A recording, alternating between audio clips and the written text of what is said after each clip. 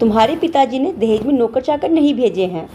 ऋचा ने उठना चाहा, लेकिन उसका शरीर बुरी तरह टूट रहा था। वह फिर से लेट गई। तब तक उसके पति देवजिया ने उसे आवाज़ दी, ऋचा, आज उठना नहीं है। मेरा लंच बॉक्स, बच्चों का लंच बॉक्स और मम्मी पापा का नाश्ता कौन बनाएगा? देर से उठोगी फिर पूरे दिन काम का रोना रोओगी कि घर के काम खत्म ही नहीं होते। तुम और तुम्हारे बहानों से तो भगवान ही बचाए। अब उठ भी जाओ। तुम्हारे पिताजी ने तुम्हारे साथ कोई नौकर चाकर नहीं भेजे हैं जो आराम से बिस्तर पर पड़ी हो। सारे काम तुम्हें खुद ही करने हैं। पति जय ने तंज कसते हुए कहा। जय, रोज का सारा काम मैं ही करती हूँ। आज अगर उठने में लेट हुई हो तो आपने ये जानने तक की कोशिश नहीं की कि आज क्या हुआ जो तुम अभी तक नहीं उठी हो। आप भी अपने माँ पापा की तरह मुझे सुनाने का एक भी मौका नहीं छोड़ते हैं। मुझे रात भर तेज बुखार था, पूरे शरीर में बहुत दर्द है। मैंने उठने की कोशिश की लेकिन शरीर ने साथ नहीं दिया, ऋचा ने कराहते हुए कहा। माँ सच ही कहती है, तुम्हारे बहानों से तो कोई जीत नहीं सकता। अच्छा भला शरीर है, लेकिन आए दिन कोई ना कोई बीमारी का बहाना लेकर बैठ जाती हो। तुम्हें देखकर तो कोई नहीं कहेगा तुम्हें भी कोई तकलीफ है। चलो, आज तो लंच बॉक्स, ब्रेकफास्ट कुछ भी मिलने से रहा, उल्टा बच्चों के लिए भी मैं ही कुछ अरेंज करूं, तब उन्हें स्कूल भेजूं। कहते हुए जय कमरे से बाहर निकल गया और एक बार भी ऋचा की तरफ पलटकर नहीं देखा। जय की बेरुखी देखकर ऋचा की आंखों से आंसू बहने लगे। जय ने बाहर आकर अपने मम्मी पापा से कहा, आज आप लोग अपना नाश्ता खाना खुद ही देख लीजिएगा, मैडम जी की तबीयत ठीक नहीं है। इतना सुनते ही सास ससुर भी बड़बड़ाने लगे। हमारे नसीब में तो बहू का सुख लिखा ही नहीं है। एक दिन सही रहती है, बाकी दिन बीमारी का बहाना करके आराम फरमाती है।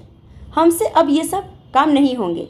अपने बच्चों का इंतजाम करते जाना। हाँ हाँ, आप चिंता मत करिए, मैंने बच्चों को लंच बॉक्स में ब्रेड बटर देकर रेडी कर दिया है और स्कूल छोड़ता हुआ ऑफिस निकल जाऊंगा। कहते हुए जय दोनों बच्चों को लेकर घर से निकल गया। सासू माँ ने उठकर अपना और ससुर जी का ब्रेकफास्ट रेडी किया और खाने बैठ गई।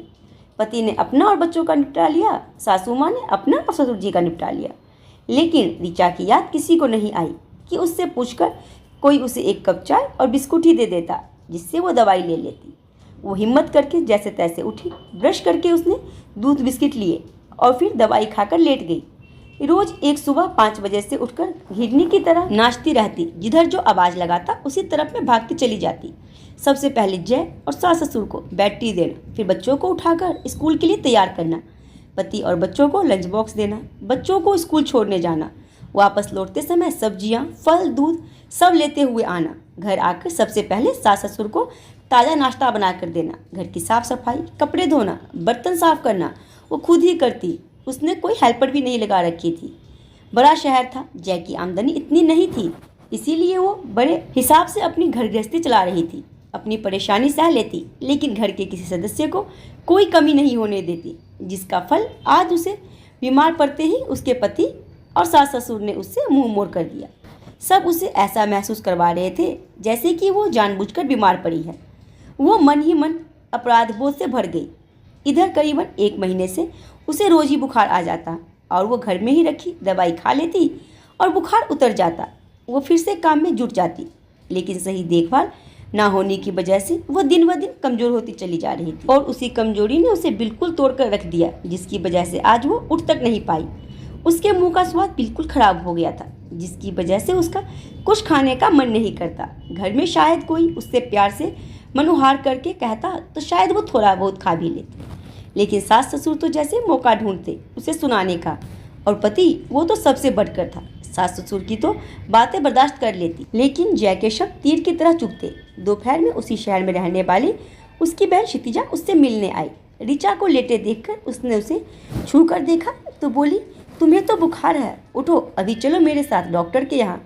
आजकल बुखार की जांच करवानी बहुत ज़रूरी है, उसी हिसाब से इलाज होगा।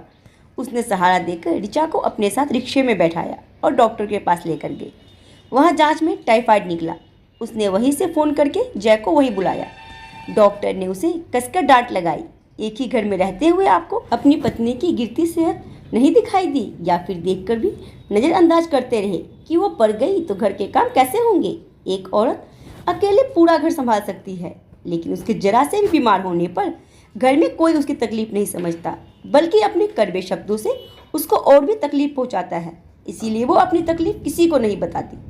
डॉक्टर की बातें सुनकर जय अपराध बोध से भर उठा और उसे सुबह की बातें याद आने लगी कि किस तरह उसने ऋचा को मम्मी पापा के साथ मिलकर सुनाया था। मैंने तो उससे एक बार पूछना तक जरूरी नहीं समझा कि तुमने कुछ खाया या नहीं, फिर तुम पूरे दिन कैसे मैनेज करोगी। उसने अपनी गलती मानते हुए डॉक्टर से उसके इलाज की पूरी जानकारी ली। ऋचा को अपने साथ घर लेकर आया और उससे कहा, जब तक तुम ठीक नहीं हो जाती घर का कोई काम नहीं करोगी। सारा काम हम सब लोग मिलकर संभालेंगे। तुम्हारा स्वास्थ्य सबसे पहले है। पहले ही मेरी रूखे बर्ताव की वजह से तुम्हारा ये हाल हो गया है। जय की बातें सुनकर ऋचा के चेहरे पर मुस्कुराहट फैल गई। आज उसे बहुत अच्छा लगा। कम से कम पति ने उसकी तकलीफ तो समझी।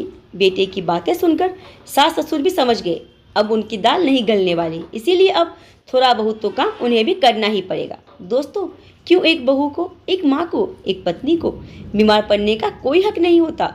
हर कोई उससे यही उम्मीद क्यों रखता है कि वो हर परिस्थिति में अपनी जिम्मेदारियों को संभाले? क्या वो इंसान नहीं? मशीन को भी आराम की ज़रूरत होती है, लेकिन एक औरत को क्यों नहीं? आज की कहानी के बारे में अपने मुझे कमेंट बॉक्स जरूर दें। कहानी पसंद आई हो तो लाइक, शेयर और सब्सक्राइब करना ना भूलें।